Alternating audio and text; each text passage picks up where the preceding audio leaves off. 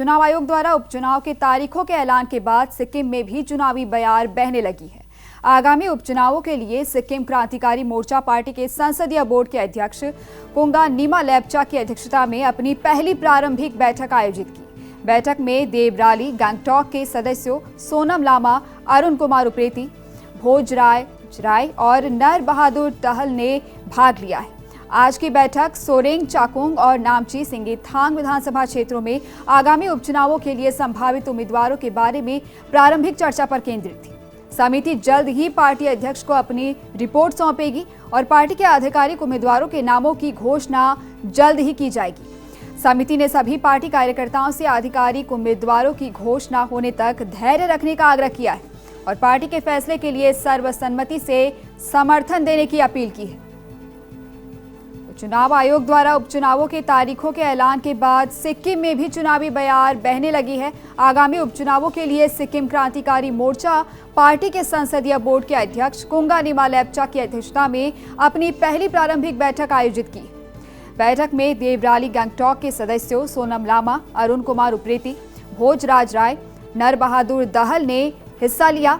आज की बैठक सोरेंग चाकुंग और नामची सिंगीथांग विधानसभा क्षेत्रों में आगामी उपचुनावों के लिए संभावित उम्मीदवारों के बारे में प्रारंभिक चर्चा पर केंद्रित थी। समिति जल्द ही पार्टी अध्यक्ष को अपनी रिपोर्ट सौंपेगी और पार्टी के आधिकारिक उम्मीदवारों के नामों की घोषणा जल्द ही की जाएगी। समिति ने सभी पार्टी कार्यकर्ताओं से आधिकारिक उम्मीदवारों की घोषणा होने तक धैर्य रखने का आग्रह किया है और पार्टी के फैसले के लिए सर्वसम्मति से समर्थन देने की अपील की है। तो एसकेएम ने अपनी पहली बैठक आयोजित की और देवराली और गैंगटॉक के सदस्य इसमें मौजूद रहे। सोरेंग चाकुंग और नामची सिंगीथांग पर इस पर चर्चा की गई है।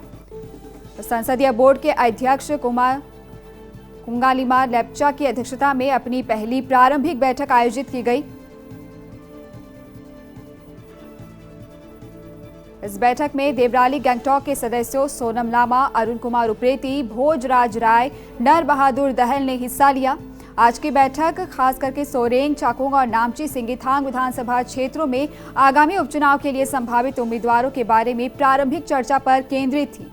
समिति जल्द ही पार्टी अध्यक्ष को अपनी रिपोर्ट सौंपेगी और पार्टी के आधिकारिक उम्मीदवारों के नामों की घोषणा जल्द ही की जाएगी। समिति ने सभी पार्टी कार्यकर्ताओं से आधिकारिक उम्मीदवारों की घोषणा होने तक धैर्य रखने का आग्रह किया है और पार्टी के फैसले के लिए सर्वसम्मति से समर्थन की अपील की है।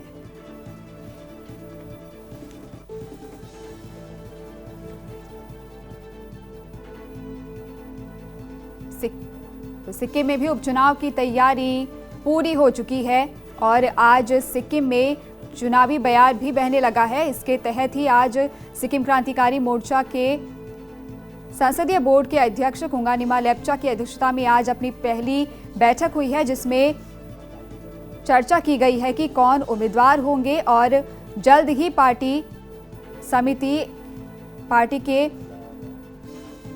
को अपनी सुझाव को सौंप देगी और जिसके बाद सामने आ जाएगा कि कौन होने वाले हैं इन दो सीटों से उम्मीदवार।